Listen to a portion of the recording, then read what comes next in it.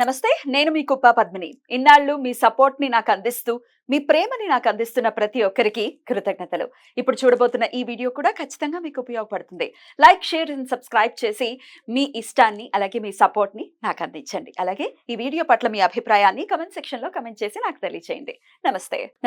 Welcome to our channel. నేను పద్మిని. ప్రస్తుతంతో పాటు ప్రముఖ ఆధ్యాత్మికవేత్త, ప్రముఖ న్యూమరాలజిస్ట్ లక్ష్మీ నరసింహస్వామి ఉపాసకురాలు శ్రీమతి స్రవంతి గారు మనతో పాటు ఉన్నారు. మాట్లాడదాం. నమస్తే అక్క. నమస్తే పద్మిని. అక్క, అటు విష్ణుమూర్తి ఏ అవతారాల్లో చూసుకున్నా కూడా మరి సుదర్శనుడు ఖచ్చితంగా ఉంటాడు కదా. ఆయన లేకుండా కనపడడు. అది సత్యనారాయణ స్వామి అయినప్పటికీ ఒక్క రామచంద్రమూర్తికి మాత్రమే కనపడడు.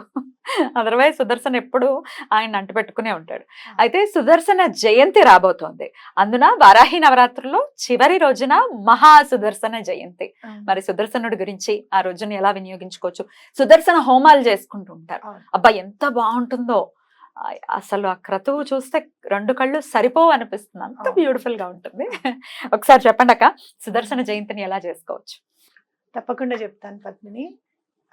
మనం ఇందాక అనుకున్నట్టు సుదర్శనుడు అసలు ఆయన ఎలా పుట్టాడు అనంటే, సుదర్శన చక్రం మనకి ఎట్లా ఆవిర్భవించింది అనంటే, విశ్వకర్మ 2-3 కథలు ఉన్నాయి ఇందులో. కానీ బాగా ప్రాచుర్యంలోకి ఉన్నది ఏమిటి అంటే, విశ్వకర్మ తన కూతుర్ని సూర్యుడికి ఇచ్చి పెళ్లి చేస్తారు. అయితే ఆయన తేజస్సును ఆవిడ తట్టుకోలేకపోతుంది అనమాట. అప్పుడు సూర్యుడిని ఆయన తేజస్సు తగ్గించడానికి ఆయన సానబెట్టారట. ఆ సానబెట్టినప్పుడు వచ్చిన పొడితో సుదర్శన చక్రం తయారు చేశారు. ఆ రజంతో కాబట్టి ఆ తేజస్సు అనమాట. అంటే అంత ఇది మనం విన్నప్పుడు మనకేమనిపిస్తుంది అంటే, సూర్యుడికి ఎంత తేజస్సు అయితే ఉంటుందో అంత తేజస్సు నిండి ఉంటుంది సుదర్శనుడికి అని మనం చెప్పుకోవచ్చు. అలాగే సూర్య భగవాను ఫస్ట్ మనం కొలిచేది ఎందుకంటే ఆరోగ్యం కోసం కొలుచుకుంటాం. అలాగే సుదర్శన చక్ర స్తోత్రం కూడా చదువుకుంటే ఎటువంటి అనారోగ్యాలైనా కూడా వదిలిపోతాయని మనం ఖచ్చితంగా చెప్పుకోవచ్చు. అయితే సుదర్శనుడి చక్రంతో కూడా సంహరించాడట లక్ష్మీ నారసింహుడు. అందుకే సుదర్శన చక్ర సహిత లక్ష్మీ నారసింహుడు ఉంటాడు. అంటే ముందేమో మీకు సుదర్శన చక్రం ఉంటుంది, వెనక నారసింహుడు ఉంటాడు అన్నమాట. చక్రం వెనక మనం ఎప్పుడైనా లక్ష్మీనరసింహ స్వామి కళ్యాణం చేసినప్పుడు సుదర్శన నారసింహ హోమమే చేస్తారు. ఉట్టిగా లక్ష్మీనరసింహ స్వామి హోమం చేయరు, సుదర్శన నారసింహ హోమం చేస్తారు అనమాట. ఎలాంటి అనారోగ్యమైన ఎలాంటి పనులైనా కోరికలు చాలా తొందరగా తీరిపోతాయి. మేము 2021లో స్వామివారి కళ్యాణం చేసినప్పుడు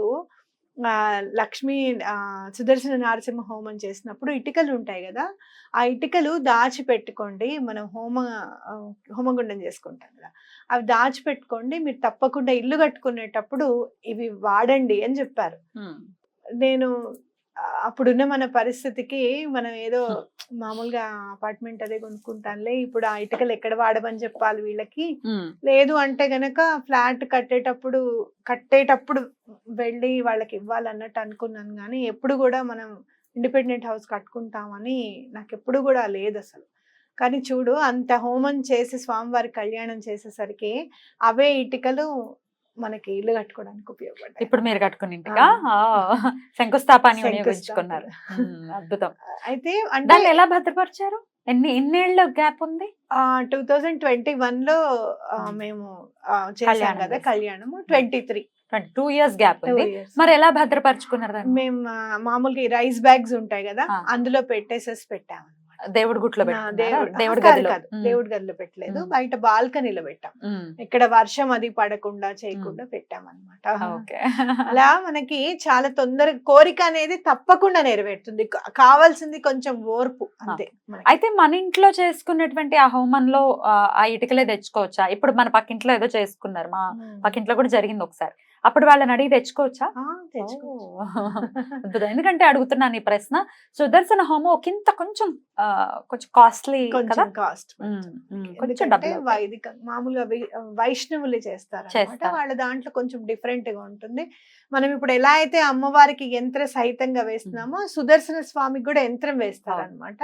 ఆ యంత్రం వేసి చాలా చాలా ప్రాసెస్ ఉంటుంది. చాలా గ్రాండ్ గా అనిపిస్తుంది నాకు. అంటే ఆయనకెంత అది ఉందో, ఆ శక్తి ఆ, ఉందో. ఆయన చెప్తారు కదా, మనం సినిమాలో విన్నాం కదా, 200 RPM. కదా, ఆ మాత్రం మరి వేయకపోతే ఎట్లా? చాలా బాగుంటుంది. ఎందుకింత అని అడగకూడదు మరి. కదా, రైట్ అక్క. అలా మనం సుదర్శనుడికి ఇంకోటి, ఇందాక మనం అనుకున్నాం శ్రీరామచంద్రమూర్తికి సుదర్శన చక్రం అయితే కనిపించదు అని అనుకున్నాం, కానీ మనకి రామదాసుకి ఎన్నిసార్లు సుదర్శన చక్రం పెడదామన్నా కూడా కుదరకపోతే, ఇదేంటి స్వామి నీ గుడి పైన పెడదాం అనుకుంటే నాకు అవ్వట్లేదు అని అంటే, ఆయనంతటా ఆయనకి అక్కడ నదిలో దిగితే చేతుల్లోకి వచ్చిందట సుదర్శన చక్రం. ఇప్పుడు మనకున్న భద్రాచలం పైన సుదర్శన చక్రం రాముల వారే స్వయంగా రామదాస్కి ఇచ్చింది అనమాట. సో ఉంది అయితే రాముడికి కూడా. రాముడికి కూడా ఉంది. కృష్ణుడికి అయితే మనకు తెలుస్తూ ఉంటుంది, మహాభారత సమయంలో వినియోగించాడు కృష్ణుడు అనేది. రాముడికి ఉంది అయితే. అమ్మాయి, నా ప్రశ్నకి ఆన్సర్ వచ్చింది. బ్యూటిఫుల్. అయితే చాలా వైశిష్ట్యం కలది సుదర్శన చక్రం అని చక్కగా చెప్పుకోవచ్చు. ఎవరికైనా అనారోగ్యం ఉంది అంటే గనక చాలా వైష్ణవాలయాల్లో, రాముల వారి గుడిలో, ఎటువంటి పరిస్థితుల్లోనూ ఆ లక్ష్మీ నారసింహుడు ఉన్న గుడిలో స్వాతి నక్షత్రం హోమం చేసేటప్పుడు సుదర్శన నారసింహ హోమమే చేస్తారు. మీకు ఎవరైనా ఇంట్లో చేయించుకోవడానికి ఇబ్బందిగా ఉంటే గనక అక్కడికి వెళ్ళి తప్పకుండా ఆ క్రతువుకి ఎంత చిన్న అమౌంట్ ఉంటుంది, 1116లో 2116లో ఉంటుంది, అది కట్టి అక్కడ చేయించుకోండి. వాళ్ళు చక్కగా ఒక మంత్రం ఇచ్చి మనం చదువుతూ ఉండమంటారు కూడా. అలా కూడా మనం వినియోగించుకోవచ్చు అన్నమాట. అద్భుతం. ఆరోగ్యానికి సంబంధించి అయితే స్వామి పూజ ఖచ్చితంగా చేసుకోవచ్చు. అందున అది వారాహి నవరాత్రుల్లో చివరి రోజు, ఆషాఢ మాసము అని అంటే మీకు ఎందుకు వచ్చింది సుదర్శన ఆ రోజే జయంతి ఎందుకు అని అంటే గనక, శివుడు విష్ణుమూర్తికి ఇచ్చారట. ఇచ్చినప్పుడు ఏవైతే శక్తులు ఉన్నాయో అమ్మవారి శక్తి సుదర్శన,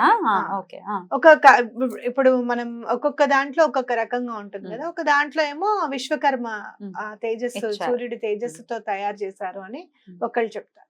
ఇంకో దాంట్లో ఏంటంటే శివుడు విష్ణుమూర్తికి ఇచ్చాడు. ఇచ్చినప్పుడు ఇంత శక్తివంతమైన ఆయుధాన్ని ఎందుకు అని అంటే గనక, అమ్మవారి శక్తి అంతా నిబుడీకృతమై ఉంటుందట సుదర్శన చక్రంలో. అందుకే అంత స్పీడ్ అన్నమాట. అంత అలా తిరుగుగలుగుతోంది, అంత మందిని సంహరించగలిగింది అంటే శక్తి ఉండాలి కదా. ఆ శక్తి ఎవరో కాదు, అమ్మవారి శక్తి అని అనుకోవచ్చు. మీరు నిజంగా చెప్పాలి అని అంటే శ్రీచక్రం ఎంతో సుదర్శన చక్రం కూడా అంతే అనిపిస్తుంది నాకు. అంతే కదా పవర్. కాబట్టి శక్తి అంతా ఉంది అంటే అమ్మవారి శక్తి అంతా సుదర్శనలోనే ఉంది. కాబట్టి మనం లలితా సహస్రం చదివేటప్పుడు కూడా అమ్మవారి నఖాల్లోంచి దశావతారాలు వచ్చాయని చెప్పి మనం చదువుతూ ఉంటాం. కాబట్టి ఖచ్చితంగా సుదర్శన శక్తిలో కూడా అమ్మవారి శక్తి ఇమిడి ఉంది అని మనం గుర్తెరగాలి. ఖచ్చితంగా. అసలు అద్భుతం కదా, అమ్మవారి నుంచే వచ్చాయి, ఇంకా గోళ్లలో నుంచి వచ్చాయి దశావతారాలు అంటే.